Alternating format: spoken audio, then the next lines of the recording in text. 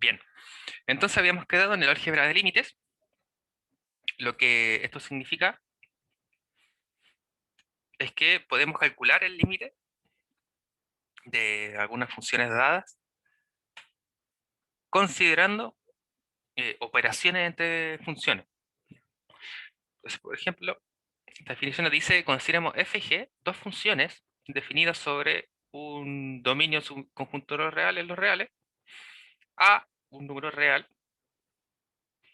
tal que ocurre lo siguiente, que ambos límites existen, es decir, el límite cuando x tiende a de la función f de x existe y es, vamos a llamarle L1, y el límite cuando x también tiende a de la otra función g de x también existe y vamos a llamarla L2.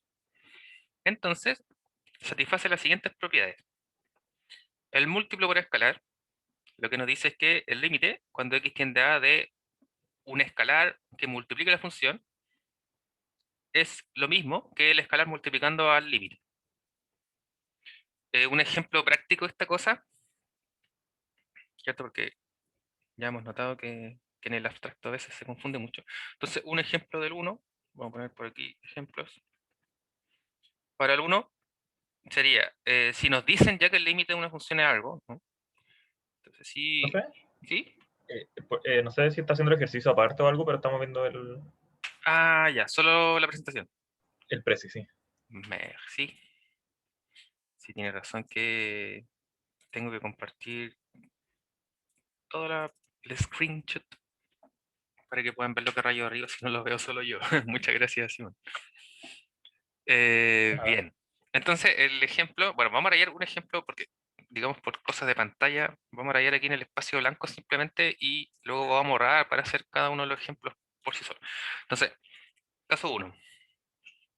Multiplico por escalar significa que si tenemos f una función y que conocemos su límite, o que se puede calcular su límite, y que además la función está multiplicada por un escalar, entonces no es nada más que el límite multiplicado por el mismo escalar. Ya, entonces, ¿qué quiere decir esta cosa? Supongamos f de x es, no sé, 2x más 1. Ya, el límite de esta cosa se puede sacar inmediatamente. Supongamos tiende a 0 de f de x. Ya, si queremos calcular este límite, como sabemos que es lineal, podemos reemplazar y no hay ningún problema, ¿cierto? Entonces, si reemplazáramos ahí, tendríamos 1. Ya, es decir, conocemos el límite que es 1. Entonces, si nos preguntan cuál es el límite cuando x tiende a 0 de, no sé, 6x más 3. Entonces, como sabemos que 6x más 3 es equivalente a, si factorizamos por 3, ¿cierto? A 2x más 1. Notamos que esto es el límite de un escalar, que en este caso nuestro lambda sería el 3, ¿cierto? Por lo tanto nos dice que si ya conocemos el límite de f de x, que sabemos que el límite de esta cosa es 1, sería simplemente el límite multiplicado por el escalar. Entonces sería el escalar, que en este caso es 3, multiplicado por el límite, que sabemos que era 1. Entonces, inmediatamente el límite es 3. Ahora, para este tipo de función, cualquiera diría, pero para eso simplemente evalúo y me da 3 al tiro, ¿cierto? Bueno, sí, el ejemplo era demasiado fome para este caso, ¿ya? Pero en el fondo eso es lo que quiere explicar. En vez, ¿cierto?, de volver a evaluar, uno simplemente utiliza el múltiplo por escalar. Entonces, ojo con las premisas. Se está suponiendo en el ejercicio que f y g ya tienen límites, ¿cierto? Ya existen y además los conocemos, ¿ya? Entonces, si ya se puede calcular su límite. Esas son las propiedades que nos piden f y g. Bueno, para la suma o bien la resta de dos funciones, tenemos la misma situación. El límite cuando x tiende a un cierto punto de la suma o bien la diferencia entre f y g es la suma o bien la diferencia entre sus límites, ¿ya? Entonces aquí en realidad no hay nada más que hacer, ¿cierto? Nuevamente, supongamos que el límite de f de x es 1, supongamos que el límite de g de x es 0, bueno, ya es 2, ¿cierto? Para cambiar. Entonces el límite de la suma de los dos sería la suma de 1 y 2, ¿cierto? O bien, si tengo el límite de la diferencia, sería la resta entre los límites. Y entonces, digamos, estos son bastante redundantes. El 3 también nos habla del producto, también parece bastante redundante, Si conocemos el límite de f, conocemos el límite de g de x cuando x tiende a a, entonces el límite, cuando x tiende a del producto entre las dos funciones, va a ser nada más que el producto entre los dos límites. Para el cociente es exactamente la misma cosa. El límite cuando x tiende a de la división entre estas dos funciones o el cociente entre f y g va a ser el cociente entre los límites correspondientemente, siempre que el límite del denominador sea distinto a cero. Yo estoy recordando ahí que el denominador no puede ser cero. Para la potencia, que de aquí en adelante puede ser un poco más interesante, tenemos el límite cuando x tiende a de la función elevada a n. No es nada más que el límite elevado a n, para cualquier entero positivo n. Entonces, por ejemplo, acá, si tenemos, bueno, cualquier función elevada a un cierto exponente donde es un número, ojo, no es una variable en el exponente, ¿sí? Porque nos dice que n es un entero positivo. Entonces, por ejemplo, ¿qué podemos tener como función acá de este tipo? Bueno, cosas que estén elevadas a algo, ¿cierto? Una expresión, no sé, 2 menos x elevado al cuadrado, ¿cierto? Entonces aquí sería, en nuestro n sería 2 y nuestro f de x sería 2 menos x, ¿cierto? En este caso. Entonces lo que nos quiere decir es que si queremos conocer el límite de esto, supongamos el límite cuando x tiende a 1 de esta expresión, ¿qué es lo que sería? Sería el límite simplemente de 2 menos x elevado a 2 también.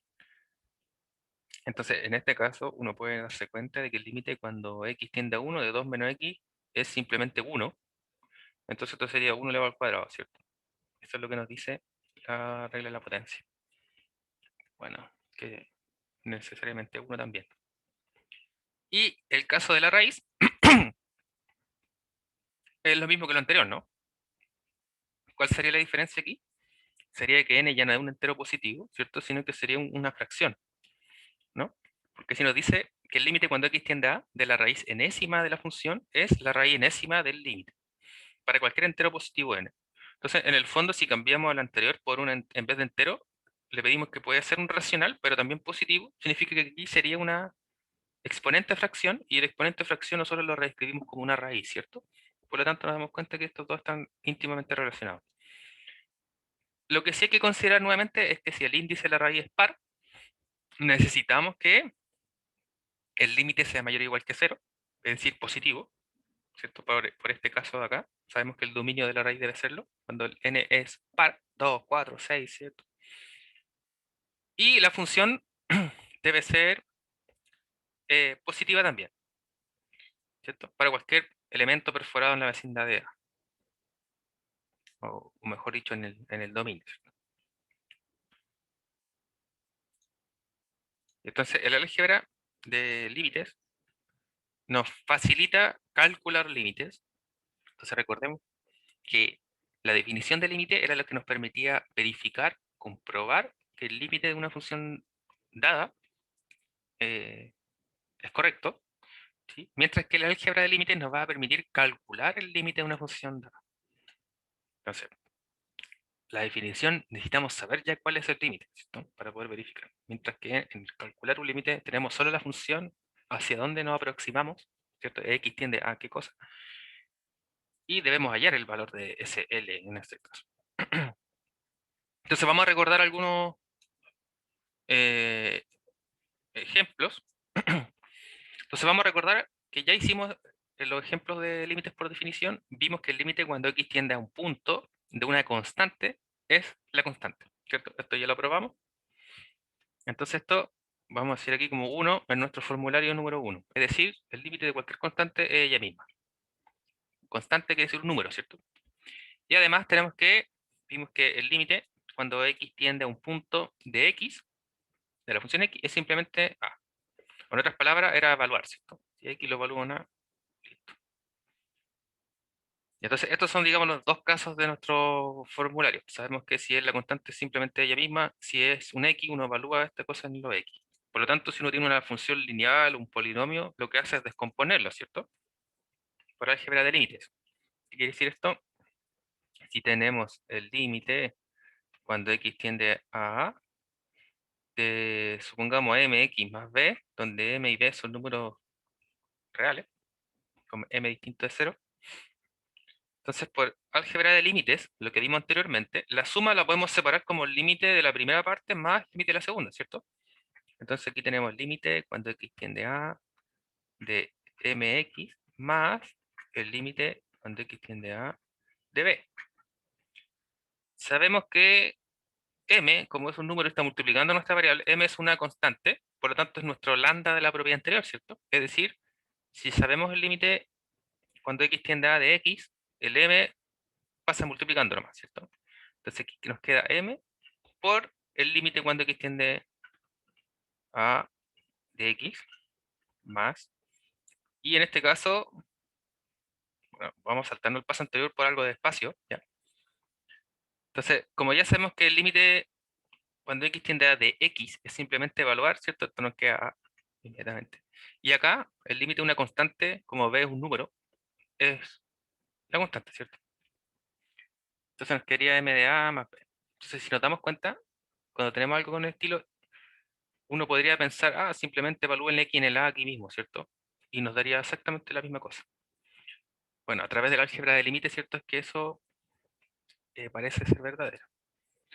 Entonces, si consideramos la propiedad 5, la propiedad de la potencia, entonces si consideramos f de x, la función, como x simplemente, identidad, la proposición anterior obtenemos lo siguiente. Obtenemos que el límite cuando x tiende a de x a la elevado a n es simplemente a elevado a n. Entonces, bueno, vamos a volver atrás para que quede y eso. La 5, esta función. Entonces, si consideramos como la función solo x, nos quedaría x elevado a n es igual a x elevado a n, ¿cierto? O a elevado a n, después de haber evaluado x en a. Por lo tanto, también podemos conjeturar de que el límite cuando x tiende a de x elevado a n con n cualquier número entero positivo es simplemente evaluar x en a también, ¿cierto? A elevado a n. Entonces, esto nos permite resumir en la propiedad denominada sustitución directa. Nos dice que si f es una función polinomial o bien racional, es decir, con expresión algebraica, ¿cierto? Con el numerador y o en el denominador, y a está en el dominio de la función, entonces, ojo con esto, a sí está en el límite, en el dominio de la función, y ese es el único caso en el que esto funciona. Recordemos que para que el límite de la función exista, en el punto A, necesariamente f de a no debía estar definido. En el caso de que sí lo está, ¿sí? Inmediatamente el límite cuando x tiende a de esta función, ya sea polinomial o racional, va a ser f elevado a, que era más o menos como el caso de los ejemplos que habíamos estado verificando hasta ahora. Entonces, continuando con este tipo de ejemplos, ahora resolviendo, digamos, desarmando estas funciones mediante álgebra de límite, vamos a verificar, por ejemplo, en el primer caso, el límite cuando x tiende a 2 de esta expresión racional, donde tenemos polinomio numerador y denominador. Entonces, el álgebra de límite nos decía que el límite de un cociente entre dos funciones era el cociente entre sus límites. Entonces, aplicamos límite numerador y denominador de la misma cosa. Entonces, como acá tenemos una función polinomial, lo que vimos anteriormente nos decía que la suma la podemos separar por la suma de sus límites. Entonces, aplicamos límite, digamos, a cada uno por separado, ¿cierto? Tanto numerador como denominador. Como el 3 es un número, es una constante, sale esa afuera, ¿cierto? Entonces nos queda 3 por el límite cuando x cuadrado tiende a 2 del x cuadrado. Lo mismo acá con el 4, vamos a marcar acá. El 4, ¿cierto? También es un número, entonces una constante va a salir afuera del límite, acá. Y vamos a calcular el límite cuando x tiende a 2 de solo x. Y el último término, como es 2, bueno, se conserva, ¿cierto? Y pensando posteriormente que 2 como es constante, el límite de esta cosa va a ser 2, ¿cierto? Bueno, para el denominador vamos a hacer la misma cosa. El primero queda solito, menos el segundo también queda solito, porque no tienen constante, ¿cierto? Y el límite de 1. Entonces, vamos a evaluar, como sabemos por la propiedad de la potencia, ¿cierto? De esta cosa, que el límite de x cuadrado simplemente sería evaluar x en 2 y luego elevar al cuadrado, ¿cierto? Entonces tenemos que estos 4, como 3 de la constante, no la podemos despreciar. El término del medio tenemos 4 por el límite de x, entonces evaluamos simplemente x en 2, va a ser 4 por 2. El último, el límite de la constante, es la constante, por lo tanto es ella misma, ¿cierto? 2. Para el denominador, la misma cosa, propiedad de la potencia, simplemente evaluamos, 2 elevado a 3 es 8. El del medio también evaluamos, 2 elevado a 2 es 4. Y el último, como es un número, el límite de la constante es la constante, es decir, el 1, y luego acá ya simplemente resolvemos, ¿cierto? Nuestra expresión nos queda 22 quintos. Entonces, el límite de esta expresión racional cuando x se aproxima a 2 es 22 quintos. Para el ¿Profe? segundo caso tenemos raíces. ¿Sí, Simón? Después cuando si hacemos una tarea o cosas de prueba, como de un límite, como calculando el de arriba, por ejemplo, no hay que escribir tanto, ¿cierto? Como que podría, porque es como mucho eso, Sí, encuentro. sí, pero sí, sí, en realidad, claro, acá es mucho, pero es la forma de argumentarlo, digamos. Pero uno podría, como no sé, saltarse como que va como, porque como estaba explicándolo también, sí, Ajá, como el segundo y el tercero, porque es como sí, poner directamente el mira, límite. este se puede saltar. Yo creo que de aquí a acá se puede pasar, sí. De aquí a acá se debe pasar y el de acá ya se puede, oh, ahí sí. El Sí, ahí sí. segundo lo podemos saltar. Y, porque acá estamos aplicando inmediatamente todas las propiedades de álgebra de límite. El de acá es necesario si es que uno no lo necesita. Porque a veces lo bueno de hacer todos los pasos es que uno no se pierde o no se confunde. Si no es necesario, uno puede saltar el de acá, porque acá queda evidencia que lo que usted utilizó para calcular límite era álgebra de límites y no otra cosa.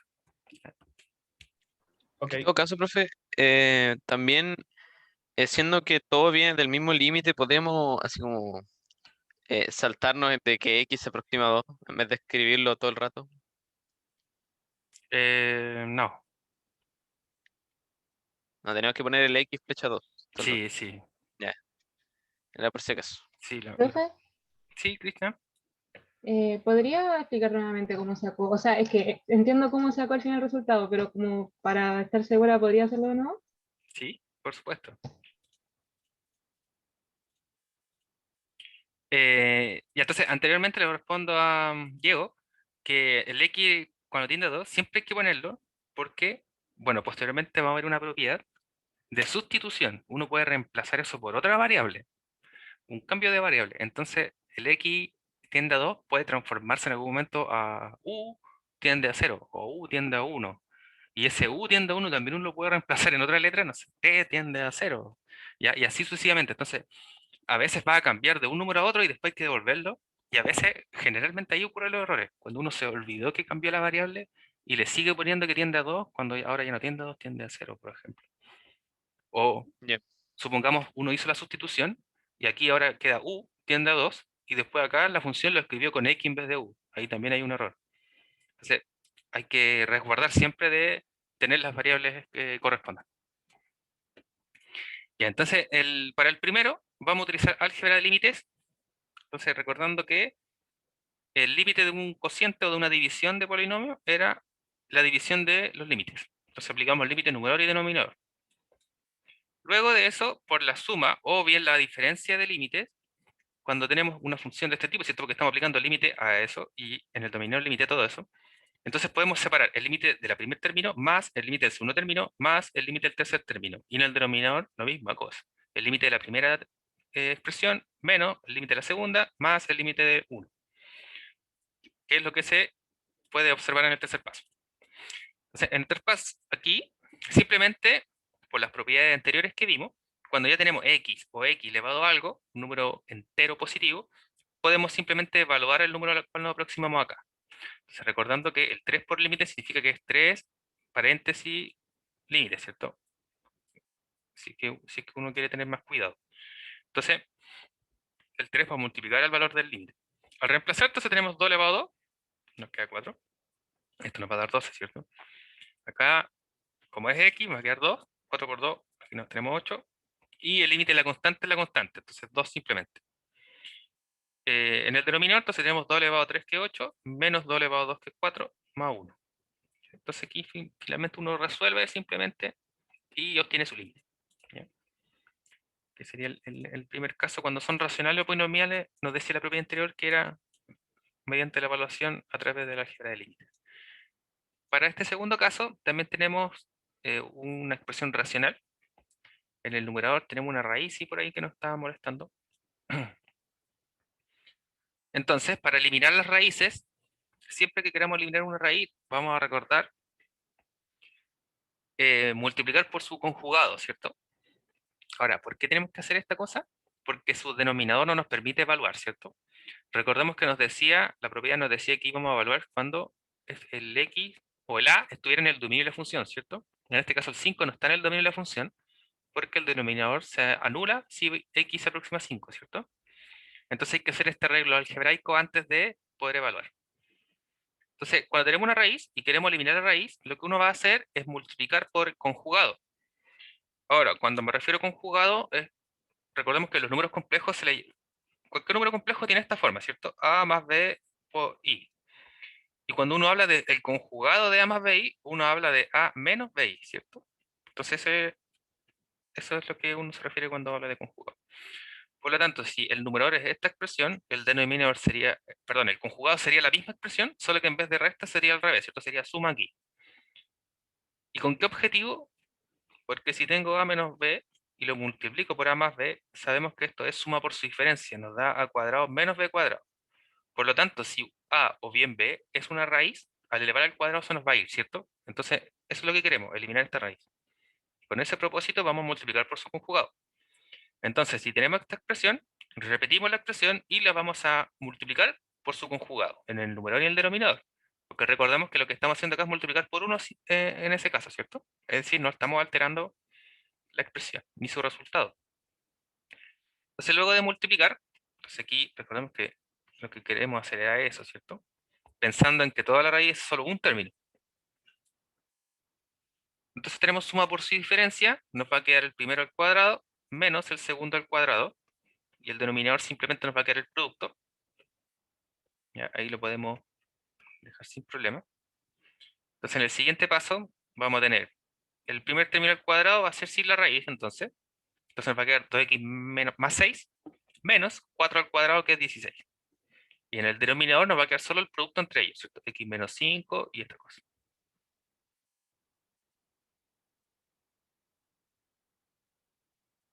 Entonces, ¿qué tenemos en el numerador? Si nos damos cuenta, podemos términos semejantes, ¿cierto? 6 menos 16 es 10. Entonces, aquí hay un paso, ¿cierto? Que nos saltamos un paso aquí. Entonces tenemos 2x, perdón, menos 10. Y en el denominador va a estar toda esa cosa, ¿cierto? X menos 5, y bla, bla, bla. Y después en el siguiente paso factorizamos por 2 en el numerador, ¿cierto? Entonces nos va a quedar 2 factor de x menos 5. Y en el numerador tenemos x menos 5 por esta raíz, ¿cierto? La raíz llega hasta ahí nomás.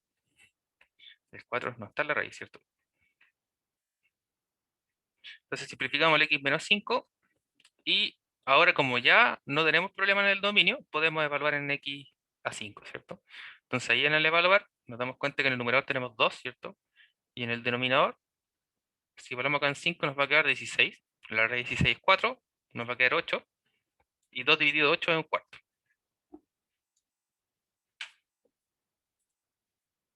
Entonces podemos darnos cuenta que los productos notables o factorizar a través de productos notables es esencial para el cálculo diferencial. Bien, y el tercer caso tenemos una función que involucra valor absoluto. Entonces, como ya hemos trabajado con valor absoluto, ¿cierto? Vamos a incluir este tipo de ejercicios en todo lo que sigue. Entonces, tenemos el límite cuando x tiende a 3, de 2x menos 6, todo sobre 2 menos valor absoluto de 1 menos x. Entonces, como solución, bueno, primero notamos que inmediatamente lo podríamos evaluar, ¿cierto? Si tuviésemos que x tiende a 3, tenemos 1 menos 3, que es menos 2. El valor absoluto de menos 2 es 2. Entonces nos quedaría 2 menos 2. Por lo tanto, el 3 no pertenece al dominio de la función.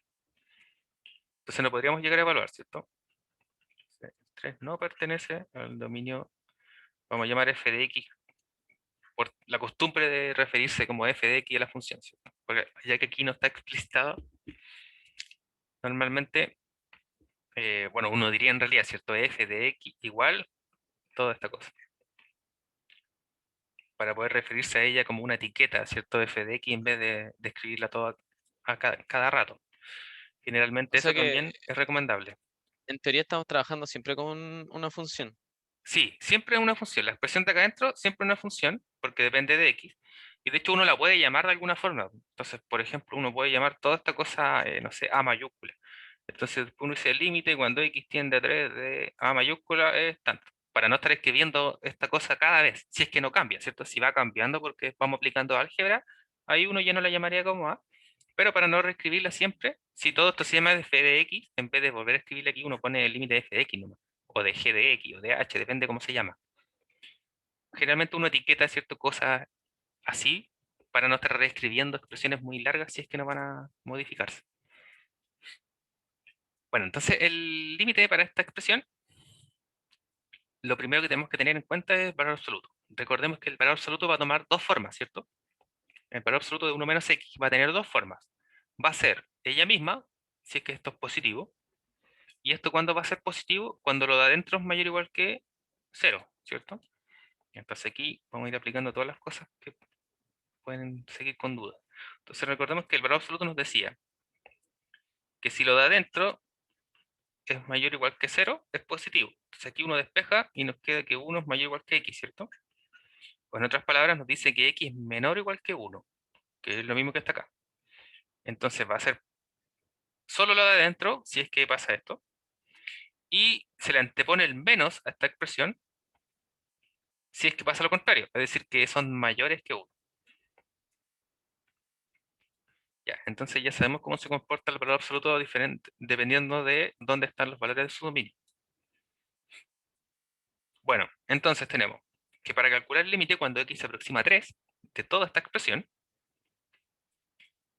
equivale al límite cuando x tiende a 3, podemos factorizar el numerador por 2, entonces si factorizamos por 2 nos queda x menos 3 como factor común, y en el denominador, como x se aproxima a 3, 3 es mayor que 1, la función va a tomar esta forma. Por lo tanto, el valor absoluto lo vamos a reescribir como menos 1 menos x. Entonces acá vamos a marcar con amarillito. ¿Por qué cambió? Cambió porque 3, bueno, porque x se aproxima a 3, ¿cierto? Como x tiende a 3, y que tenemos que 3 es mayor que 1, ¿cierto? Pensando en lo de allá. Entonces esa es la forma de la función, por lo tanto eso es lo que se reescribe acá. Si x tiende a otro valor, ¿cierto? Si tendiese a 0, por ejemplo, uno tendría que escribirlo de esta forma, ¿cierto? Porque 0 es menor que 1. Bien, entonces, este es un paréntesis, ¿cierto? Entonces, ojo con los signos, menos por menos va a quedar más 1, menos por menos más x también. Ah, no, menos por menos más x, y luego este menos me lo transforma a más. Ya, ojo porque aquí hay dos paréntesis. Entonces, tenemos 2 menos, si distribuimos este nos queda menos 1 más x, ¿cierto? Y después volvemos a distribuir el que está fuera del paréntesis de corchete, y ahí nos queda más 1 menos x, ¿cierto? Que sería lo de esta expresión. Y en este caso, términos semejantes, ¿cierto? Nos queda 3 menos x. Entonces vamos hasta acá. Sumamos, ¿cierto? Nos queda esta cosa. Y luego acá, el mismo truco que utilizamos alguna vez. Si se dan cuenta, ¿cierto? En este paso, uno todavía no puede evaluar, porque si evalúa, el denominador se hace 0, ¿cierto? Pero recordemos que x menos 3 y 3 menos x son el opuesto aditivo. Entonces uno puede reescribir cualquiera de ellos como el inverso aditivo. ¿Qué quiere decir esto? Que x menos 3 es lo mismo que menos 3 menos x, ¿cierto? Si distribuye aquí me da menos 3 y si distribuye acá me queda más x. ¿Sí? Es lo mismo pero está escrito al revés. Es decir, que si lo factorizo de esa forma, para simplificarlo me queda menos, ¿cierto? Menos. Y como sabemos que el límite de una constante es la constante, el límite de toda la expresión es menos 2. Bien, entonces el álgebra que estamos verificando nos permite determinar de una manera mucho más sencilla que verificando a través de este delta, ¿cierto? Buscando la expresión de delta que corresponde para asegurar la existencia del límite. Ahora, si uno quiere entretenerse, uno puede verificarlo, que el límite cuando x tiende a 3 de todas estas cosas es -2, y ahí uno tiene que buscar los alfa y los delta para que esa cosa resulte. No sé si es necesario que lo hagan, la verdad. Pero si alguno de ustedes siente la necesidad de tener que hacerlo, pues bienvenido. Ya, entonces vamos a verificar por el caso contrario que el límite de esta función no existe. Entonces, un ejemplo de lo aplicado con límites laterales. Recordemos que en la clase anterior vimos que un límite existe, sí, solo si los límites laterales existen y son el mismo, ¿cierto? Lo que nos decía la unicidad del límite. Entonces, para este caso, también corresponde a un contraejemplo respecto a la unicidad del límite, de que el límite de existir es único, ¿cierto? Bien, entonces demuestre que el límite cuando x tiende a 0 de la función 1 sobre x no existe. Entonces lo primero que notamos es que x, cuando tiene, el 0 no pertenece al dominio de la función, entonces tenemos que buscar alguna forma, ¿cierto?, de determinar este límite. Entonces vamos a suponer, entonces estamos usando el método de reducción al absurdo para probar. Método de reducción al absurdo constituye una forma indirecta de probar una premisa, suponiendo lo contrario. ¿Ya? Entonces el método se llama reducción al absurdo porque uno lo que hace es suponer que pasa todo lo contrario, y lo que uno debe concluir en realidad es que suponer lo contrario a uno lo lleva lógicamente a una contradicción en los argumentos. ¿Ya? Por lo tanto, uno no puede suponer lo que ha supuesto, valga la redundancia, lo que prueba el enunciado. ¿Qué quiere decir esto? Si lo vemos como con letritas de lógica, uno generalmente un teorema, como habíamos dicho, la mayoría de las veces es de A implica B, ¿cierto? Uno tiene una hipótesis y esta cosa debe llegar a la tesis. Cuando probamos por reducción al absurdo, uno supone lo contrario. Entonces uno supone que no ocurre B y debería llegar a que no ocurre A, por ejemplo. ¿Sí? O por ejemplo, en este caso, queremos probar que no existe el límite. Entonces lo que uno hace es supone lo contrario, supone que sí existe. ¿Ya? Y eso nos debe llevar a alguna contradicción en los argumentos. Entonces en este caso, vamos a suponer que el límite existe. Como queremos probar que no existe, por el absurdo o por el contrario, vamos a probar que sí existe. O sea, suponemos que sí. Imaginemos que existe y le vamos a llamar L. Y vamos a considerar lo siguiente. El límite de esta función, x sobre x, la podemos expresar de dos formas. Entonces, el límite cuando x tiende a 0 de x sobre x, si lo pensamos como álgebra de límites por un producto, este es el producto entre 1 sobre x por x, ¿cierto? En el fondo lo que estamos diciendo es que x sobre x es lo mismo que 1 sobre x multiplicado x, lo cual tiene todo sentido. Y como vimos por álgebra de límites, ¿cierto? Si aplicamos el límite acá, es el producto entre los límites, ¿cierto? Lo de acá. Entonces tenemos el producto de los límites, y lo que hemos dicho es suponemos que este límite existe y es L, por lo tanto esto es L. El límite cuando x tiende a 0 de x es evaluar, esto es 0. L por 0 es 0. Por otro lado, sabemos que x sobre x lo simplificamos, nos da 1, y que sabemos además que el límite de la constante es la constante, entonces esto es 1. Entonces nos hemos dado cuenta que en esta expresión llegamos a límites distintos, ¿cierto? Como el límite es único, de existir debería ser siempre el mismo, por lo tanto, esta expresión, el límite no existe.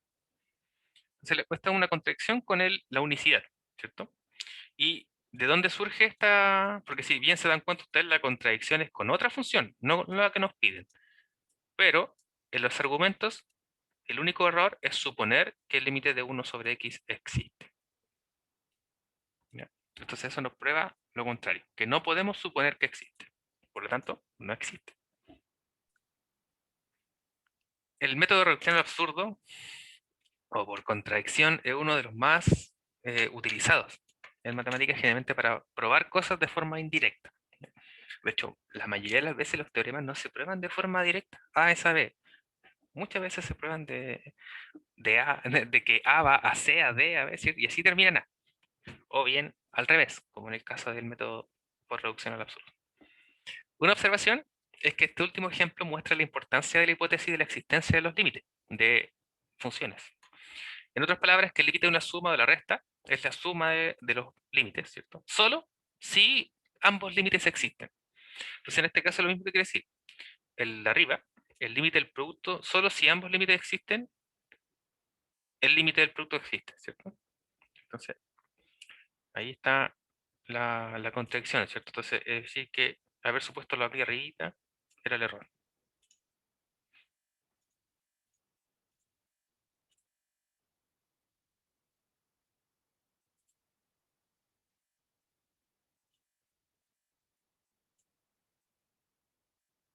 Bien, entonces vamos a pasar ahora a las propiedades de funciones para el límite. Entonces, vamos a ver dos propiedades. La primera, la de arribita, va a ser un poco más sencilla de entender que la segunda. Para la segunda tenemos ejemplos para poder articular bien su enunciado. Entonces tenemos que el primer teorema se denomina las funciones que coinciden salvo en un punto. Lo que quiere decir esto en el fondo es que si tenemos dos funciones que son igual, por así llamarlo, en todo su dominio, excepto en solo un punto, ocurre esta cosa. ¿Qué es lo que ocurre? Entonces vamos a llamar I un intervalo abierto y C un número en este intervalo abierto. Entonces C es un número en este intervalo subconjunto del dominio de f y g. Si las dos funciones f y g, o si dos funciones cualquiera, ¿cierto? Para cualquier elemento de su dominio, menos en un punto, si estas son iguales, y además existe el límite de g, cuando x tiende a este punto C, entonces también existe el límite de f. Y además se tiene que los dichos límites son iguales al aproximarse a este punto C, punto que no estaba considerado en su dominio. Entonces, si tenemos funciones iguales en todos sus dominios, menos en un punto, el límite de ambas deben ser el mismo, ¿cierto? Cuando nos aproximamos hasta a este punto en el cual no son iguales. Y, bueno, parece bastante lógica, si las funciones son iguales en casi todos los elementos en su dominio, entonces recordemos que el límite nos decía que necesariamente que existía sin que necesariamente la función estuviese definida en ese punto, ¿cierto? Por lo tanto, justamente en ese punto C en particular no son iguales. En el fondo lo que quiere decir esto es que f valor en C es distinto de g valor en C, ¿cierto? Sin embargo, sus límites son iguales. Pero lo que hay que comprobar primero, ¿cierto? Es esto, ¿cierto? Que para todos los elementos de su dominio, menos en ese punto nomás, en este punto donde nos aproximamos, sí coinciden estas funciones, ¿ya? Eso es lo que hay que verificar primero. Bien.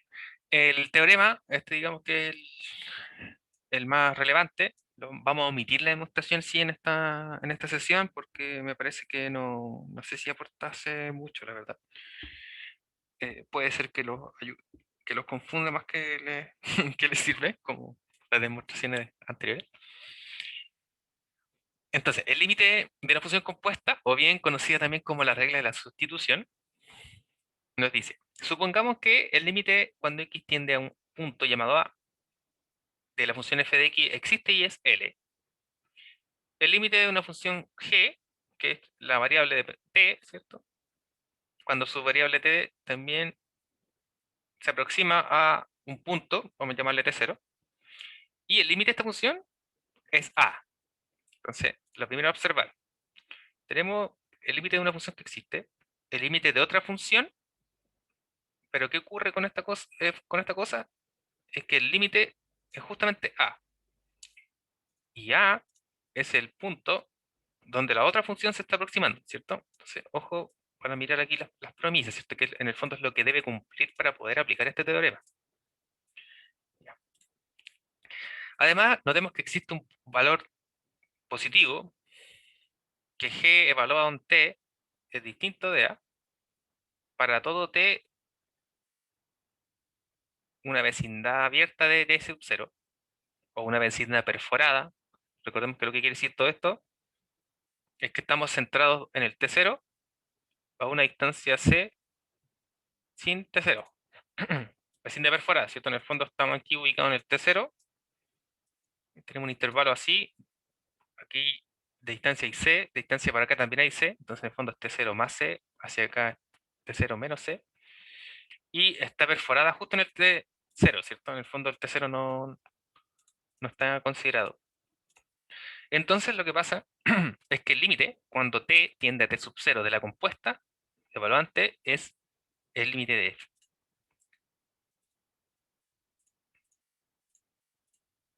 Ojo con la compuesta. Cuando es F compuesto G de, es G que aplicamos primero, ¿cierto? Entonces, si se dan cuenta, la compuesta está evaluada en T, y T es la variable de G, ¿cierto? No en X, que es la variable de F, porque G es la primera que se aplica en la compuesta. Entonces, como G es la primera que se aplica en la compuesta, la variable de acá es T, entonces es la variable T que se aproxima a este valor, ¿cierto? La variable T es la que se aproxima.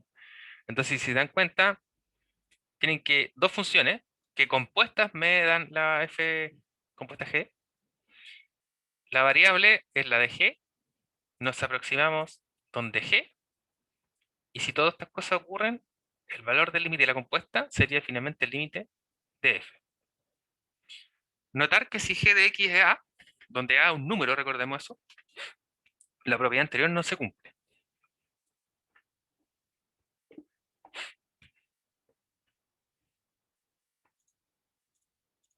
Y esta cosa aquí tiene que ver con la demostración, ¿ya? Principalmente es desde ahí que sale ese error. Bueno, voy a preguntar antes, si queda alguna duda, o en realidad si se entendió, porque esta propiedad igual es más o menos extraña. Sobre todo así, ¿cierto? Su enunciado es bastante abstracto. No sé si más o menos tienen una idea. Luego con el ejemplo me parece que debería quedar más claro. Quizás terminando el ejemplo, ahí me podrían manifestar si Sí, mejor. fue útil. Si fue útil, ¿cierto? Porque así en abstracto en realidad siempre es muy difícil. Pero en resumen, lo que vamos a ponerle mucha atención en el ejemplo, para que todos estén atentos con eso, son en las condiciones de un teorema. Yo recuerdo que, bueno, para si es que muchos vienen del colegio, sí, vamos a mostrar enseguida el ejemplo, Aníbal. Es que uno no está muy acostumbrado a aplicar teoremas, ¿cierto? Entonces sabemos que los teoremas, como decimos, los teoremas son una propiedad que vamos de A a B, ¿cierto? Pero ese ir de A a B es que nos pide una condición, ¿cierto? Que es A. Si cumplimos esta condición, ahí recién nos dice, entonces pasa esto. Entonces, a veces los teoremas parecerían como un artilugio un poco mágico, ¿cierto? Como el teorema, uno lo enuncia o nombra tal teorema y como que el resultado dirá al tiro lo que uno busca. Pero eso pasa cuando uno se aseguró antes que todas las condiciones para aplicar el teorema ya se verifican. Si un teorema nos dice, suponga que ocurre tal cosa y tal cosa, entonces si se dan cuenta, si lo buscamos de acá arriba, todo lo que está antes de acá, todo lo amarillo de acá arriba es A. Y el entonces es la flechita, y nos dice que entonces B, este es B, ¿cierto? Entonces para concluir B, primero tenemos que asegurarnos que B pasa A. Entonces, cuando tengamos un ejemplo, una compuesta media rara o una función un poco rara, uno lo que tiene que hacer es encontrar F y encontrar G, y que cumplan esto, que cumplan que el límite de F, cuando tiende a un cierto punto, va a ser tanto, un número, ¿cierto? Y la relación va a ser esta, ¿cierto? Que después cuando busquemos la otra función G, el límite de esta cosa tiene que ir a A, que justamente era hacia donde nos aproximamos en X. ¿Ya? Entonces tienen que calzar, digamos, esta cosa acá con lo de acá. ¿Sí? Y generalmente eso va a ocurrir más o menos solito. Si pasan estas cosas, ahí uno puede ocupar el teorema, ¿cierto? Es decir, ahí uno puede asegurar que el límite de la compuesta va a ser necesariamente ella. ¿Ya? Si una de estas cosas nos fallan, supongamos encontramos esa, pero no encontramos la función g para que el aproximarnos nos dé a, supongamos que nos da algo distinto de de este punto al cual nos aproximamos, entonces el teorema no es válido, no podemos utilizarlo. ¿Ya? Entonces hay que tener ojo con cumplir las condiciones de un teorema antes de. Claro, exactamente. Y entonces vamos a ver el ejemplo. Entonces el ejemplo nos pide calcular, Profe, ¿sí? antes de avanzar, el anterior, eh, eso de que GT distinto de A, pero en la definición, pero era igual a, entonces no, se me confundí con eso. O sea que el límite de T tendiendo a T0 de GT es igual a A, pero la definición dice que GT debe ser distinto de A para que se cumpla. Claro, para todo T aquí adentro. Porque acá, finalmente, lo que uno tiene acá, si uno dice, supongamos fuese GT una función lineal, uno evaluaría nomás, pues. Entonces nos quedaría G evaluado en T sub 0 igual a, no G de T. T sub 0 sería un valor en particular. Y lo que nos está diciendo acá es que G de T es distinto de A para todo T en este intervalo, en esta vecindad perforada de T sub 0. Entonces, la vecindad perforada de T sub 0, recordemos que lo que quiere decir es que está centrado en T sub 0, pero no considera T sub 0. Entonces sería todo un intervalo que con el hoyito aquí, ¿cierto? En T sub 0. Cualquiera de estos valores de acá, para cualquiera de estos valores de acá, digamos, es distinto de A. Menos en T sub 0, porque no estoy considerando T sub 0 dentro de este intervalo. Ah, ya, gracias. De nada. Si esto es ahí por notación, ¿cierto? T y T sub 0 no son un mismo número. ¿Ya? Se supone que ahí el T sub 0 es para justamente esa notación aquí abajito es para diferenciar ese T de este T sub 0. Están más o menos relacionados, ¿cierto? Es por eso que tienen la misma letra. Pero generalmente cuando uno habla de T sub 0, T sub 1, T sub 3, o como L, L sub 1 y L sub 2 es para. Se parecen en algo, pero son distintos, ¿cierto? Como L1 y L2, cuando hablamos de límite, es porque son distintos como valores. Sin embargo, cada uno de ellos son un límite, por eso uno les pone la misma letra, pero con un subíndice para diferenciar de que no tienen el mismo valor. Y entonces vamos a tratar de buscar esas cosas en el ejemplo. Entonces vamos a calcular el límite de esta expresión. Vamos a marcar acá. Ya, esa es nuestra expresión buscada. ¿Y qué tiene que ver esta expresión con el teorema anterior? Entonces, la gracia era que el teorema era para buscar el límite de una compuesta de funciones. Entonces, lo que quiere decir es que si nuestra función raíz cuadrada de x más 1 menos 1 sobre x, la podemos expresar como una compuesta entre dos funciones que cumplen esos requisitos anteriores, podemos determinar este límite inmediatamente. Porque si no, ¿qué podríamos hacer? No podemos evaluar, ¿cierto? Porque 0 no está en el dominio de esta función. Si hacemos el mismo intento anterior, ¿cierto? De multiplicar por el conjugado del numerador, bueno, ahí al intentarlo ustedes se van a dar cuenta que igual no se nos va a factorizar alguno de estos términos, ¿no? Nos va a quedar igual el raíz de esta cosa abajo. Igual nos va a dar lo mismo, me parece. Pero bueno, como el ejemplo es a través de la compuesta, lo que vamos a hacer es expresar nuestra función como una compuesta entre dos funciones. Entonces, en vez de llamarla a esta función f, supongamos, lo vamos a llamar f mayúscula, ¿ya? Para que no sea lo mismo. Supongamos que toda esta expresión de aquí amarillito adentro, sin lo del límite, es f mayúscula. Entonces, lo que queremos hacer nosotros es buscar un f y un g, de tal forma que f mayúscula, o que esta expresión la podemos escribir como f compuesto g. Entonces, queremos buscar dos funciones que al componer nos den esta cosa. Entonces, hay varias formas de buscar una compuesta de esto, ¿cierto? Una de ellas, por ejemplo, es que si consideramos g de x como la raíz cuadrada de x más 1 y consideramos f de x como x menos 1 dividido x cuadrado menos 1, al componer ambas funciones vamos a tener esta expresión, ¿cierto? Porque si tenemos f compuesto g, sería esta cosa evaluar aquí adentro, ¿cierto? Y si esta cosa la evaluamos aquí adentro,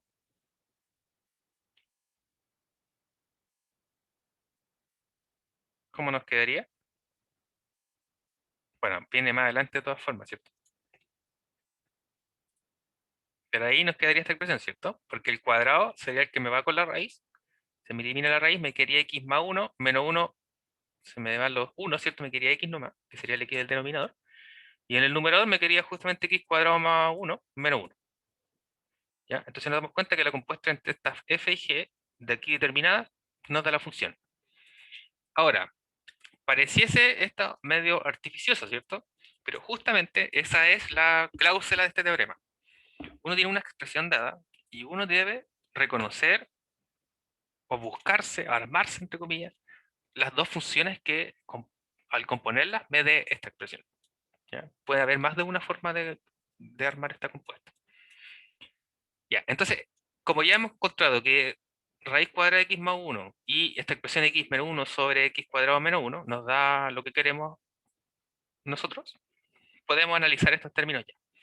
Entonces, recordemos que nos pedían que el límite de g de x, ¿cierto?, iba a y a este valor a es al cual uno calcula el límite de f, ¿cierto? Ya, entonces, g como x cuadrado más 1, su dominio sería desde el menos 1 hasta el infinito, ¿cierto? Es decir, cuando x más 1 es mayor o igual que 0, sería este su dominio, lo podemos identificar. Y para esta expresión x menos 1 sobre x cuadrado menos 1, notamos que el 1 tiene que salir del dominio, ¿cierto? Bueno, de hecho en este caso es el más menos 1 que sale del dominio. Aquí vamos a poner más menos 1. Entonces tenemos x, esta expresión. Entonces lo que nos decía el teorema era que el límite, cuando x tiende a un t sub 0, ¿cierto?, de g de x, entonces este t sub 0, recordemos que en g de x, el t sub 0 era el que salía de acá, ¿cierto? Para los que escribieron el teorema, entonces volvemos acá. Entonces, ¿en qué había que fijarse, cierto? Ya, ahora estamos analizando esta. G, que nosotros llamamos G. Entonces, t, o en su variable, tiene que ir a t sub 0. T sub 0, ¿de dónde lo sacamos? T sub 0 es el valor al cual va la compuesta. ¿Ya? Entonces nosotros tenemos que la expresión es cuando x tiende a 0, creo, ¿cierto? Entonces nuestro t va a tender a 0 también. Y lo que nos dé acá es hacia dónde vamos a calcular el límite de esto, ¿ya? Que nos daría el valor de la compuesta. ¿Ya? Eso es lo que queremos identificar. Ya, entonces, el límite cuando x tiende a t sub 0, que sería a 0, porque nuestra expresión va hacia allá. Entonces, el de ahí, ¿cierto?, es el que uno toma para g. Entonces, el límite de g, que sabemos que es el de acá, cuando va a 0, como es una raíz, y ya vimos que por álgebra límite simplemente es lo mismo, aplicar esto y sacar la raíz del límite, a x más 1 sería la raíz de 1 que es 1. Entonces, el límite, cuando x tiende a 0 de la función g de x es 1. Entonces, este sería nuestro a, ¿cierto? Y recordemos que nos pedían además que g de t o de x era distinto de a para todo a evaluado en su dominio menos t sub 0, ¿cierto? Entonces, además, notemos que g de x es distinto de 1 si consideramos el intervalo menos 1,1 menos el 0, ¿cierto? Que sería el t sub 0. Entonces tenemos g de x acá, nos damos cuenta que cuando vale 1, solo si esto es 0, ¿cierto? Esta cosa solo va a valer 1 si x es 0, y como estamos centrados en el 0, no hay ningún valor de este intervalo que nos dé 0. Ya, entonces cumple todas las condiciones hasta aquí. Además, ahora nos falta calcular el límite de f. Entonces, si calculamos el límite cuando x tiende a, entonces aquí nuevamente recordar, a sale del límite de g, ¿cierto? Cuando x tiende a, que sería 1, de la función f, que la tenemos acá, y lo calculamos, ¿cierto? Entonces podemos factorizar el denominador, tenemos suma por su diferencia, recordemos que x cuadrado menos 1, lo mismo que x cuadrado menos 1 cuadrado, y que esta expresión, ¿cierto?, se puede escribir como x menos 1 por x más 1, ¿cierto? O más 1. Entonces simplifica el numerador con el denominador y nos va a quedar 1 sobre x más 1. En esta expresión, el denominador ya no se cancela si evaluamos en 1, entonces aquí no tenemos problema, nos queda un medio. Este es L, ¿cierto? Por lo tanto, el teorema nos dice que cuando ya hemos verificado eso, hemos verificado eso y hemos verificado eso, entonces el límite de la compuesta,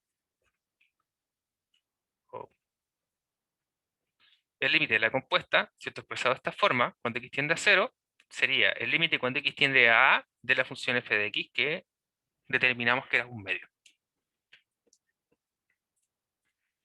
Es decir, para funciones complejas, armadas, ¿cierto? Entre raíz, entre otras cosas raras, que siempre va a ser una compuesta, cuando tenemos una expresión no directa, digamos, siempre va a ser una compuesta entre otras que sí podemos calcular de forma directa, es momentos cuando este teorema es de utilidad.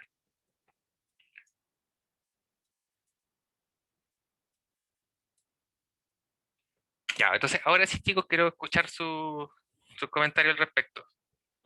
¿Se logró entender el propósito del teorema? Parece muy largo verificar las condiciones para aplicar el teorema. O sea que en estos casos tenemos que nosotros tenemos que crear dos Ujú. funciones que satisfagan el límite de, o sea, Claro, en la o sea, primera función del límite. claro, o sea, principalmente lo primero que tienes que hacer es buscar dos funciones que al componerlas me dé la expresión del límite que queremos buscar. Eso es lo primero. Antes que tomarse al azar una función acá y ver esto, o esto, lo primero que hay que ver es que la compuesta de las dos funciones que uno busca sea, o mejor dicho al revés, ¿cierto? Las funciones que uno busca son las que al componer me dan esta expresión. Y entonces por eso es que tomamos justamente estas dos, porque al componerlas nos daba esta expresión. Si se dan cuenta acá, uno aplica f, o sea, uno aplicó g y después f, ¿cierto? Entonces eso era lo que señalamos. Primero tiene esa, y esta la aplica dentro de la gaga. Entonces en el fondo, Claro, y cuando se aplican ahí quedaría como la expresión de arriba. claro, f compuesto g sería f evaluado en g de x. G de x ya la conocemos, que es raíz de x más 1. Si evaluamos entonces x más 1 en esta expresión, nos quedaría raíz de x más 1 menos 1. La de abajo está elevado al cuadrado, entonces se nos va a ir este con la raíz, ¿cierto? Con la raíz. Entonces nos va a quedar raíz cuadrada de x más 1 menos 1. La de abajo como se fue, nos quedó solo la de adentro. Menos 1, se nos van a ir los 1. Entonces nos va a quedar raíz cuadrada de x más 1 menos 1 sobre x, que es justamente la expresión que tenemos. Entonces, por eso es que esta es la g y la f que nos sirven para verificar las condiciones. Una vez que estos verifican, ahí recién busco que esto pase. Y su ejemplo sin números que sean uno. Y sin números que sean uno... ¿Cómo? Dos, por ejemplo, para el ejemplo. Un ejemplo con un número 2. Ah, ya, que sean aquí 1, 2. No, eso daría lo mismo, porque, bueno, en este caso no daría lo mismo, ya Pero para que no cambiaría todo. sea tanto que me quedo para atrás con las letras.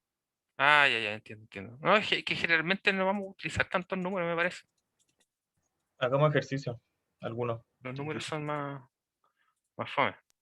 No, el ejercicio Algunos, van a algunos. venir después. Los ejercicios van a venir después de que ya veamos límite al infinito, porque ahí ya se pueden hacer un montón de ejercicios más entretenidos también. Todavía nos falta teoría. Ya. Observación. Entonces el teorema anterior también se puede utilizar como cambio de variable. El mismo teorema, pero en vez de buscar los límites, uno, como les decía, vamos a decir u igual a g de x.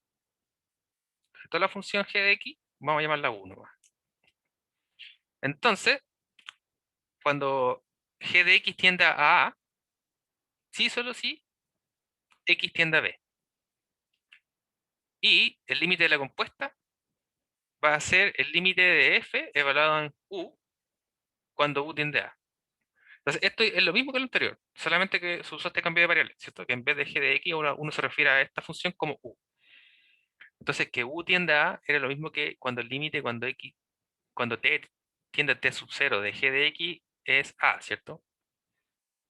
Y en este caso, ¿cuándo ocurría eso? Cuando x tiende a un cierto valor. Entonces, este valor de acá, el que se repite aquí abajito, el de acá, el que se repite acá, que serían los t sub 0, ¿cierto? Y, bueno, este u, digamos, este x de acá era el t de la otra función y este u sería el x del ejemplo anterior. Entonces, en el ejemplo, En vez de llamar g de x, entonces uno va a llamar u a raíz cuadrada de x más 1. Entonces, u tiende a 1, si solo si x tiende a 0. Ya, entonces, ¿cómo uno verifica esta cosa? ¿Por qué x tiende a 1 cuando esta cosa tiende a 0? Bueno, si x tiende a 0, esto es 0, ¿cierto? Y no me queda que u sería raíz de 1, que es 1. Entonces, pasa eso. ¿Por qué en dos direcciones? Porque sería en ambas direcciones, ¿cierto? Si u tiende a 1, uno tiene que la raíz de x más 1 es 1. Si eleva al cuadrado, se nos va a ir la raíz y nos va a quedar 1 igual. Y después resto 1 y me queda x 0, ¿cierto? Y x tiende a 0. Entonces, en el fondo estamos relacionando las dos variables. La función tiende a 1 cuando x tiende a 0. Entonces, notemos que si despejamos en este mismo razón de acá, ahora si despejamos a x acá, elevamos el cuadrado, ¿cierto? Nos va a quedar u cuadrado igual a x más 1. Pasamos el 1 restando. Entonces nos va a quedar esto, ¿cierto? X igual a u cuadrado menos 1. Entonces, reemplazando acá, considerando la notación de acá, tenemos límite cuando x tiende a 0 de toda la expresión va a ser equivalente a el límite cuando u tiende a a. Entonces el límite cuando u tiende a 1. Entonces era lo que yo les decía. Pasamos de que x tiende a 0 a que u tiende a 1. ¿De qué cosa? Reemplazamos. U corresponde ahora a x más 1. Entonces en vez de escribir x más 1, escribimos 1 más. El menos 1, como es un número, continúa. Y debajito, x, como ya lo despejamos acá, tenemos que x equivale a u cuadrado más 1. Entonces en vez de poner x, vamos a colocar u cuadrado más 1. Es decir, pasamos de x a u, ¿cierto? Entonces eso era lo que yo les señalaba. Si el límite tiende de que u tiende a 1, la expresión no puede tener una x aquí adentro. ¿Ya? No podemos mezclar variables distintas. Si la función está definida en la variable u, entonces toda la expresión tiene que tener la variable u. O bien, si está definida con la variable x, todo tiene que tener x, ¿ya? Entonces, ojo con no mezclar variables que no correspondan, ¿ya? Si tiene x, si tiene u, a la vez la expresión está mal. Y x se simplifica de la misma manera, ¿cierto? Tenemos suma por su diferencia en el denominador, se simplifica el u menos 1 y nos queda 1 sobre u más 1. Reemplazamos y nos queda un medio. Entonces, cuando se llama sustitución es porque uno etiqueta con una letra alguna expresión algebraica, ¿ya? En vez de expresarlo, digamos, como una función. Y si se dan cuenta, lo que dice aquí es exactamente lo mismo anterior, que el límite cuando g de la cuestión tendía a a, en este caso ese es nuestro a. Y de acá sería nuestro t sub 0. Como que en escritura, digamos, lo mismo. Y bueno, el resultado, como pueden ver, también lo es. ¿Para cuándo es que sirven mucho estos ejemplos? Bueno, este tipo de aplicaciones con variables, con cambio de variable, en este tipo de ejemplos. Ejercicios que me parece que Tomás tiene hartos de este tipo, con raíces y cosas por el estilo. Entonces, ejemplo. Si queremos calcular el límite cuando x tiende a 64 de la expresión raíz de x menos 8, todo sobre raíz cúbica de x menos 4.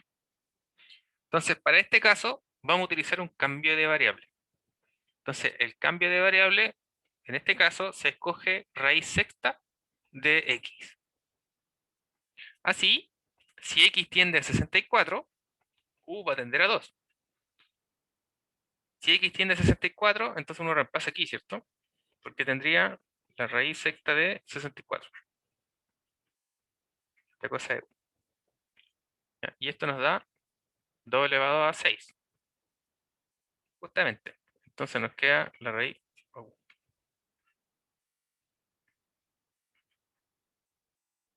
Eso es cierto.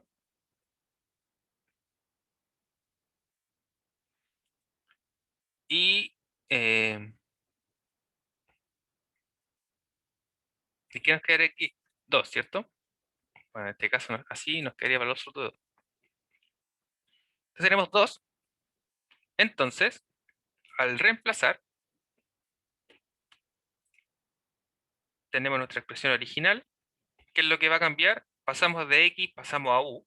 Entonces, si antes teníamos que x tiende a 64, ahora tenemos u tiende a 2. U tiende a 2. Y vamos a cambiar las variables. Si teníamos raíz de x y ahora tenemos u, tenemos que buscar las expresiones que correspondan, ¿cierto? Entonces, si queremos raíz de x, desde aquí, entonces, ¿por cuánto hay que elevar esta cosa? Nos tiene que quedar un medio, ¿cierto? Recordemos que raíz secta de x en el fondo es como tener x elevado a un sexto, ¿cierto? Entonces, si simplificamos o si elevamos a 3, nos va a quedar un medio. Entonces sería u elevado a 3. Si queremos al cubo, y tenemos acá sexta, entonces faltaría elevar a 2, ¿cierto? Si elevamos a 2 nos quedaría 2 sextos, simplificando es un tercio, y un tercio significa raíz cúbica, ¿cierto? Entonces esto sería al cuadrado. Por lo tanto, en nuestra expresión original, cuando queremos reemplazar raíz cuadrada, vamos a reemplazar por u al cubo. Cuando queremos reemplazar raíz cúbica, vamos a reemplazar por u cuadrado. Entonces, ¿cómo nos queda la expresión? Nos quedaría el límite cuando u tiende a 2 de u al cubo menos 8, el 8 se mantiene, sobre u cuadrado menos 4. Esta expresión se puede factorizar, ¿cierto? En el denominador tenemos suma por diferencia. Recordemos que 4 lo estamos mirando como 2 al cuadrado, ¿cierto? Y 8 lo estamos mirando como 2 al cubo. Entonces tenemos suma por diferencia y arriba tenemos diferencia de cubos. Ambos productos notables que podemos factorizar. Su numerador, entonces tenemos u menos 2, factor de el cuadrado binomio sin el múltiplo de 2 del medio, ¿cierto? Si se dan cuenta, siempre era lo mismo. Y suma por diferencia tenemos u menos 2, u más 2. Factorizamos, término semejante. Como ahora el 2 no tiene problemas para el dominio, podemos evaluar la expresión y al simplificar nos queda 3. Entonces para ello se propone un ejercicio. Tenemos límite cuando x tiende a 1 de x cubo, raíz de x cúbica, digo de 1, perdón, de raíz cúbica de x menos 1, todo sobre raíz cuarta de x menos 1. Entonces, como sugerencia, ¿cuál sería el reemplazo? X elevado a 12. ¿De dónde puede salir esta sugerencia? A ver si alguno ya pudo deducir eso.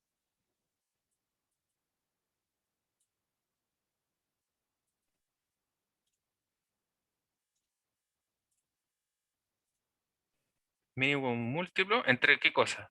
Entre bueno, entre los denominadores no, ¿cierto? Pero sí entre los índices de la raíz. Ya, ahí puede haber algo así relacionado. Entonces notemos que en el ejercicio 1, por ejemplo, tenemos raíz cuadrada y tenemos raíz cúbica. ¿Y qué escogimos nosotros? Raíz sexta.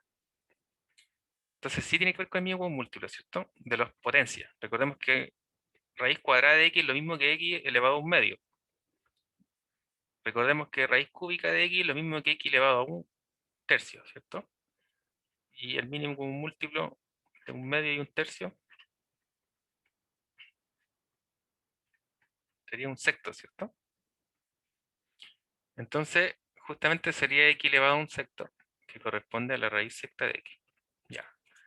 Entonces, la intuición de Aníbal, si no me equivoco, estaba correcta. De Alonso, digo. Estamos dando el crédito a Aníbal. Entonces, la intuición de Alonso estaba correcta, ¿cierto? El mínimo múltiplo, pero de los índices de la raíz, o de los exponentes fraccionarios del x. Entonces, en este caso se sugiere que sea 12, claro, porque entre 3 y 4 el mínimo múltiplo es 12, ¿cierto? Que sería, digamos, el índice de la raíz. Bien.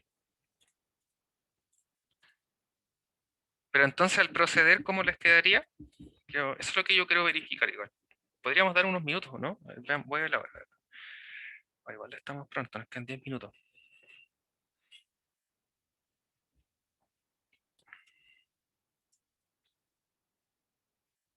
Ya vamos a dar 5 segundos entonces. para proceder con el desarrollo. Bueno, me dicen que ya ha pasado el tiempo. Bueno, entonces vamos a reemplazar u como x elevado a un doceavo. Entonces, si x tiende a 1, ¿cierto? Si x tiende a 1, entonces, ¿qué pasa con u? O vamos a escribir sí, solo sí. Entonces, ¿qué pasa con u? Si x tiende a 1, tenemos raíz de 1, bueno, sigue siendo 1, ¿cierto? Aquí no hay problema. Porque tendríamos raíz doceava de 1, que sigue siendo 1. Bueno, no hay ningún problema entonces. Y ahí deberemos entonces reemplazar. Entonces tenemos que el límite cuando x tiende a 1 de toda esta expresión. Vamos a escribir.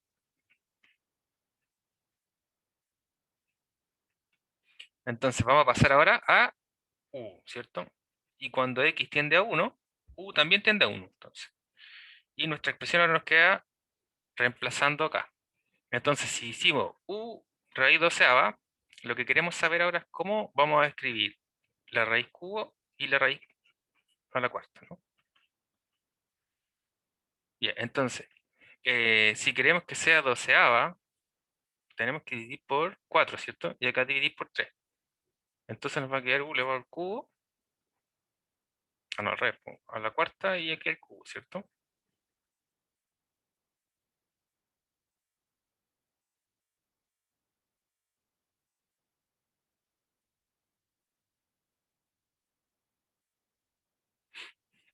Al cubo y a la cuarta, sí.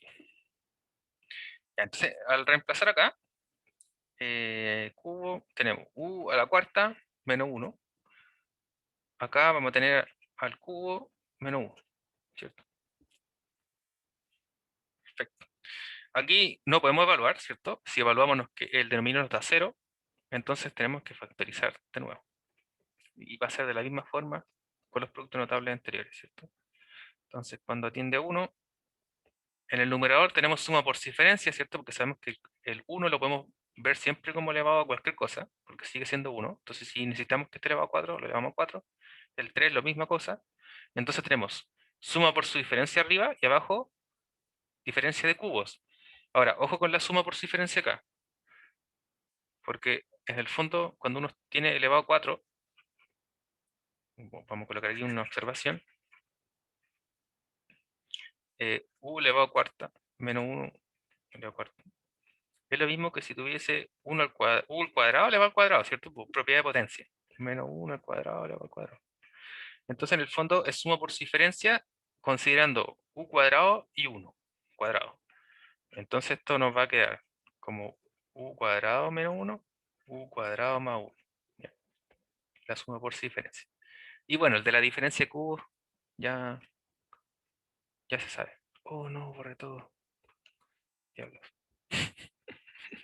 Ya, entonces era, si x tiende a 1, u también, ¿cierto? Ya, el límite cuando x tiende a 1, vamos a colocar f de x para no reescribir todo. Entonces este era cuando u también tiende a 1. Nos quedaba u cuarta menos 1, u al cubo menos 1. Luego había que factorizar. Entonces si factorizamos, el numerador entonces dijimos que era u cuadrado menos 1, u cuadrado más 1. Y en el denominador es u menos 1 y el resto es como un cuadrado binomio. U, si no me equivoco, este es... Ah, no, espera, este es sin el 2. Es solo uno. Exacto, Sí. sin el 2. Exacto. Y ahí ya uno simplifica lo que puede simplificar. Para esto habría que descomponer nuevamente este de acá, ¿cierto?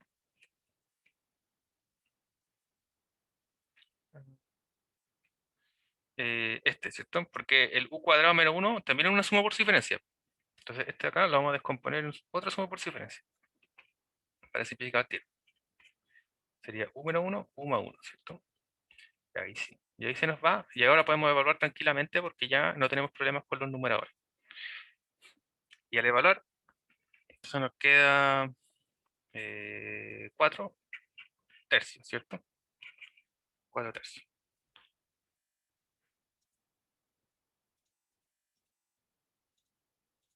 Muy bien.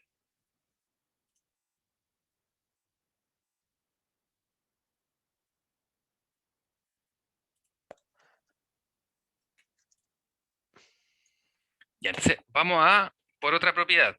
Esta ya es la última, ¿sí? Porque nos quedan más o menos 5 minutos para terminar. Así que por favor, a las 16 puntos me lo dicen si es que pueden. Voy a estar súper atento de todas maneras, para que no lleguen justo a la ayudantía y tengan algo de tiempo igual. Entonces, este teorema es uno de los más interesantes, se llama el teorema del sándwich, ¿no? O teorema de acotamiento, teorema del sándwich normalmente se conoce. Y lo que nos dice es que si tenemos tres funciones que están ordenadas de esta forma, tres funciones con variables reales tales que f de x sea mayor o igual que h de x y a su vez sea menor o igual que g de x para cualquier x en una vecindad de C, sin necesariamente incluir a C, es decir, vecindad perforada. Y además que el límite, cuando x tiende a C de h de x y de g de x son el mismo, ¿ya? Vamos a llamar L. Entonces, el límite de la función del medio de f de x cuando x tiende a C también existe y también es L.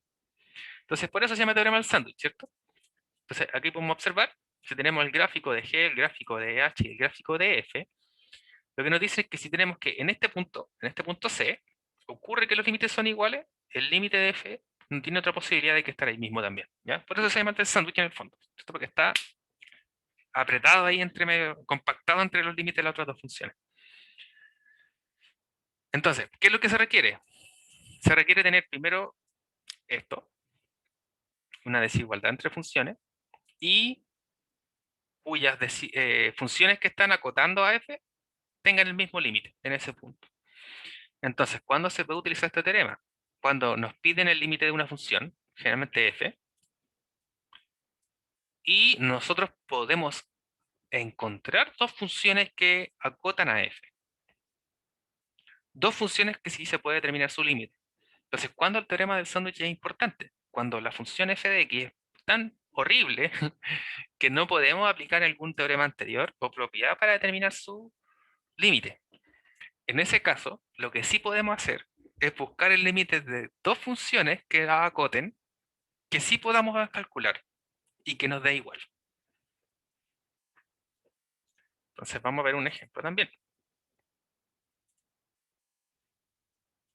Un ejemplo feo. Ya, vamos a aplicar trigonometría inmediatamente. Calculemos el límite de esta expresión. Cuando x tiende a 0, de x cuadrado todo sobre 3x cuadrado menos 2x más seno evaluado en πx. Solución. Entonces vamos a recordar propiedades de la función seno. Recordemos que el seno y el coseno estaban acotados por el 1, ¿cierto? Y cuando estaban acotados, recordemos que significaba que el seno de alfa es menor o igual que 1 para cualquier alfa en su dominio, ¿cierto? Y recordemos que el dominio era todos los reales. Ay, quedó súper feo esta cosa.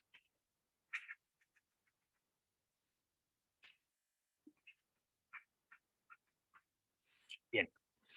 Entonces, sabemos que el alfa, ¿cierto? Si es πx, está acotado por el 1.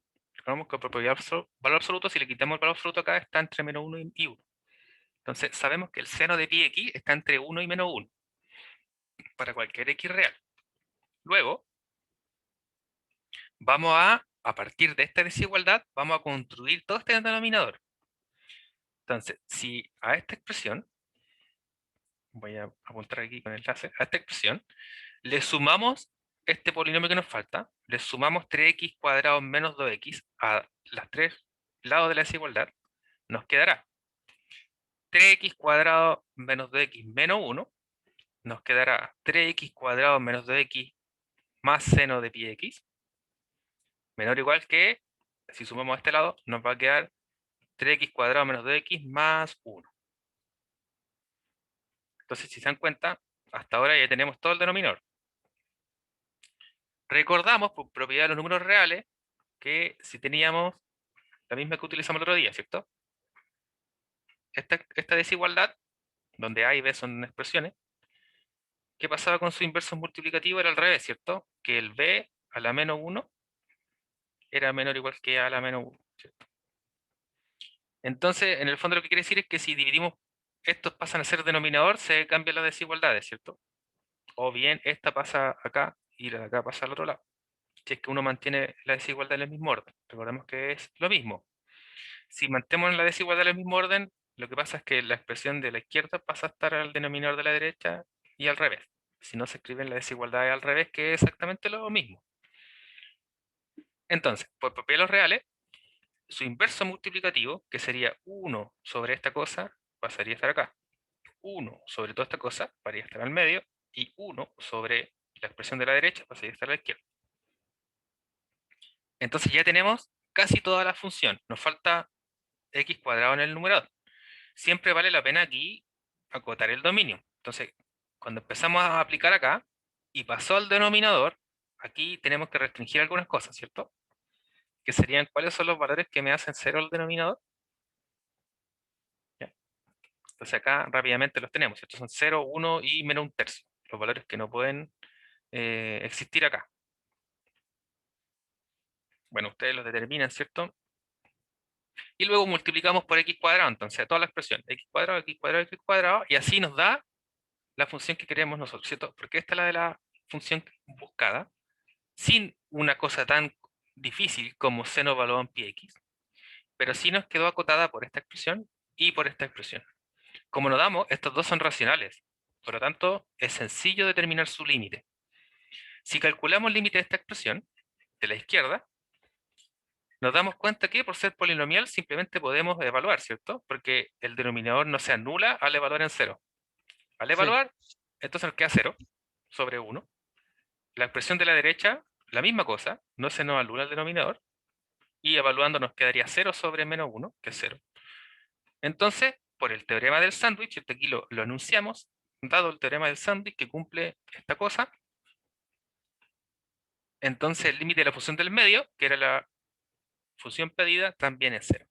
¿Ya? Esa es la aplicación del teorema de acotamiento, el teorema del sándwich, para funciones o expresiones que parezcan intratables, principalmente. ¿Había alguna duda? Ah, ya me avisaban por la hora ya. Perfecto. Yo no entendí este último teorema, profesor. ¿No? De todas maneras, vamos a trabajar más ejemplos de este porque es muy Lo felicito. importante. Es muy importante. Gracias, Simón. Felicitar al profe por la obra maestra que tenemos al frente. No. Igual después vamos a hacer ejercicios, Diego. Sí, no, yo les recomiendo que hagan ejercicio. Ahí tienen que hacer ejercicio. Pero bueno, el lunes vamos a ver más cosas de límites cuando tienden hacia el infinito o cuando el valor de un límite va al infinito, y luego de eso terminamos eso y vienen los ejercicios propuestos. Ya, entonces ahí vamos a dar también un momento para que se trabajen ejercicios. Si se reúnen por ahí en Discord a estudiar también, puede ser útil. Si necesitan ayuda de vez en cuando, porque no están aprovechando eso todavía, me parece. O no sé, no me he metido a ver, pero insisto, recordemos que el próximo viernes hay quiz. Yo creo que el lunes le vamos a dar más detalles acerca de lo que va a entrar, pero yo supongo que va a estar muy centrado en lo que son las inecuaciones lineales, los reales y lo de funciones que hemos visto. Si es que entra algo de límites, yo creo que va a ser por definición, probablemente. No sé si algebraico. Me parece que por definición sería más útil hasta ahora. Y eso. Ah, bueno, ahí había un resumen de la función seno, se pueden acceder ustedes para recordar en qué punto se anula la función seno. Y en realidad con eso terminábamos. Que bueno, ahí alcanzamos justo en el tiempo. Perfecto. Esa definición está como súper escondida. O sea, lo último que mostró. Sí, sí, está dentro de la función seno. Es que justamente era, ¿por qué el seno está acotado entre el menos 1 y 1? Y si uno no se acuerda, entonces ahí estaba el detalle. Que recordemos que la imagen, el recorrido de la función seno está siempre entre menos 1 y 1. ¿Cierto? El recorrido siempre está entre menos 1 y 1, y eso se denota como que la función seno está acotada entre 1 y 1, porque el valor absoluto de la función seno de x es menor o igual que 1 para cualquier elemento de R. Era lo mismo. Ah, estamos bien, entonces alcanzamos justo a terminar la clase 2. Un poco tarde. Sí, chicos, descansen, tomen agüita, ¿cierto? Se mojan la carita y en un ratito y se conectan a ayudantías. Probablemente va a ser un poco más tranquilo, me imagino, que la materia nueva, ¿cierto? Porque ya debería ser ejercicios que... Ah, ya, a la tienen a las 14:10. Sí, 10. Chao, profe. Chao, profe. Bueno, chicos, que estén bien entonces. Nos vemos el lunes. Chao, profe, nos vemos. Chao, profe, gracias.